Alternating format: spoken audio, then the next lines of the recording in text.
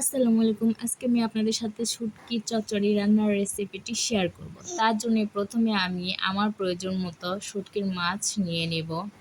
আপনারা আপনাদের প্রয়োজন মতো নেবেন এবং এই শুটকির মাছে পানি দিয়ে ভালোভাবে ফুটিয়ে নেব।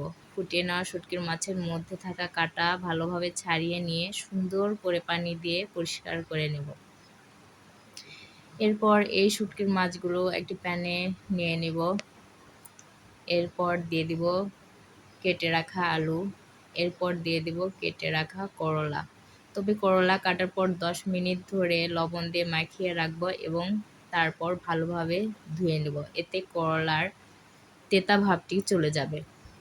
এরপর দিয়ে দিব 4-5টা কেটে রাখা কাঁচামরিচটা দেওয়ার কারণ হলো এটি তরকারির স্বাদ আরও দ্বিগুণ করে দেবে। এরপর দিয়ে দিব কুচি করা রসুন, এরপর দিয়ে দিব কুচি করা পেঁয়াজ। অবশ্যই পেঁয়াজের পরিমাণ শুটকির তরকারিতে বেশি দিতে হবে। এরপর দিয়ে দিব আদা এবং জিরের পেস্ট, এরপর দিয়ে দিব স্বাদমতো লবণ, প্রয়োজন মতো হলুদ এবং প্রয়োজন মতো মরিচ গুঁড়ো। এরপর দিয়ে দেব কয়েকটা গোটা জিরে। এই জিরে দেওয়ার কারণ শুটকির গন্ধটি চলে যাবে। এরপর দিয়ে দেব সয়াবিন তেল। এরপর এটি ভালোভাবে মাখিয়ে নেব। মাখানো হয়ে গেলে এর মধ্যে প্রয়োজন মতো পানি দিয়ে দেব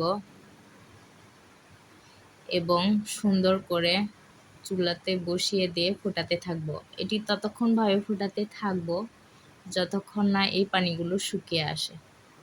দেখুন তৈরি শুটকির চচ্চড়ি। এটি দেখতে যেরকম সুন্দর, খেতেও সেরকম খুবই সুস্বাদু।